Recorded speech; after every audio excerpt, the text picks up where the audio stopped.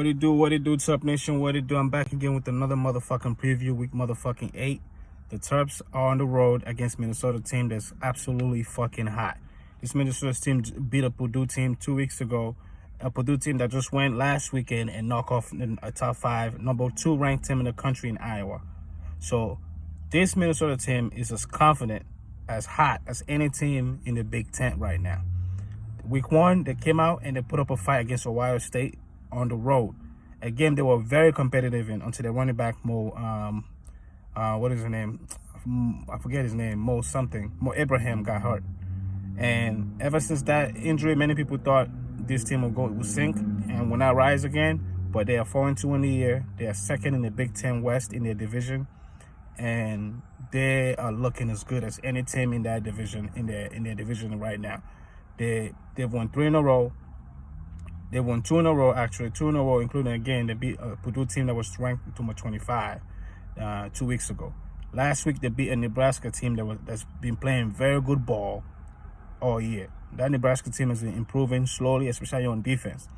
This Minnesota team beat them last week, 30-23. You know what I'm saying? A game they basically shut out Nebraska in the second half. They held the ball against Nebraska for over almost 40 minutes. Dude, these guys are a big physical team that will run the ball about 40 times a game. They will force you to stop the run, and then they will use good play action and good scheme and play calling to get their guys one-on-one on the outside. And they got some weapons on the outside. Otman Bell, number 7, dude has been one of the more consistent wide receivers in the Big Ten the last 4 years throughout his career at Minnesota. 6'1", 215 from Illinois. The guy's a baller and is a future NFL player. Otman Bell, number 7. He's definitely a future NFL player. They had a dude last year named Bateman that the Ravens drafted this year. So this Minnesota team has been developing talent at the skills position. So Maryland this week, it's going to absolutely be a physical ball game. This Minnesota team will absolutely force you to play physical. It's the only way you beat them. You have to stop their run and don't give up big plays. If Maryland can stop the run and don't give up big plays on the passing game, we have a chance. We have a chance this week, all right? Minnesota, the weakest point is their defense. Minnesota defense is not that good, especially their pass defense. Their corners are very young and experienced. Their safeties are very young and experienced. If Maryland's going to if this is the week for a bounce-back week, if there's any chance for a bounce-back game for Taulier after the 2 straight duds against Iowa and Ohio State, this is the motherfucking ball game. If he cannot produce this week, it's time for us to start looking at the backups.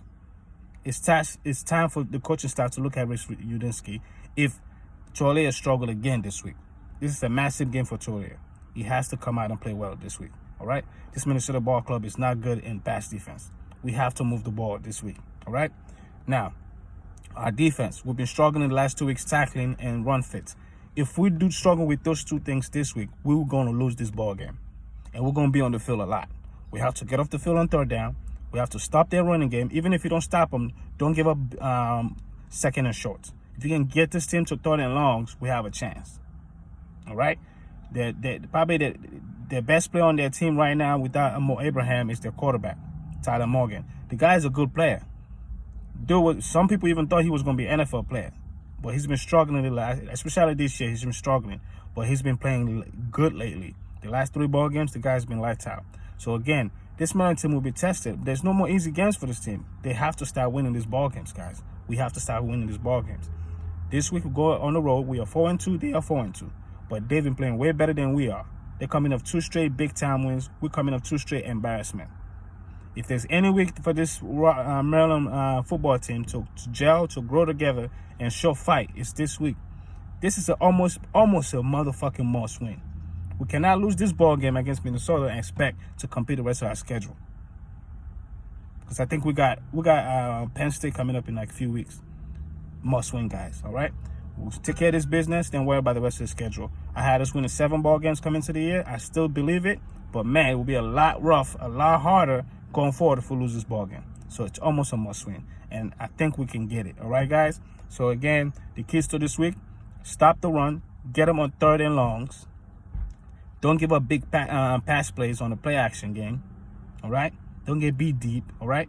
And most of all, we have to move the ball on offense. This defense is not elite.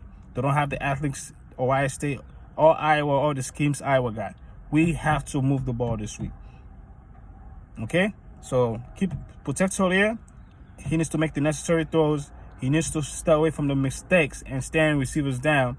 If he can't do it, it's time this week. It's time to bench him.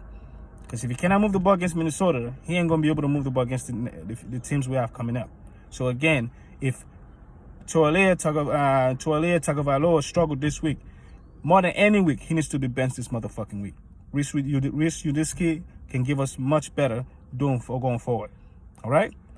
I'm sorry. I'm super hype on Tualia, but it's about production, guys. It's about production. And his productivity his last 2 weeks is absolutely embarrassing. So, and I'm not completely hard on him because I blame 90% of it on the staff. The scheming, the play calling has been absolute trash. We ain't helping our guys out. We ain't scheming guys open anymore. So it tells me that yes, Demas is an actual motherfucking beast. Because this guy was averaging over 5 yards of separation before he got hurt. And we'll see how much we've been struggling now moving the ball without him. So clearly, he was getting open purely by his talent.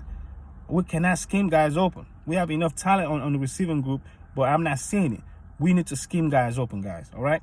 So I want to see us run the ball a little bit more, depending on Tayon Flair a little bit more. But we ain't doing that. I'm not seeing none of this smart play callings, running the ball, play action, like taking shots. I'm not seeing that. We're just taking shot after shot after shot. I want to see a little bit more screen, moving the defense from sideline to sideline. We ain't doing it like we were earlier. That was why we won that game against West Virginia. And we trying to attack them straight vertically, we will not be successful. We had to start out moving them side to sideline, and then we attack them vertically. We haven't been doing that. So again, I don't like the scheming. I don't like the play calling. We ain't putting these kids in a good spot.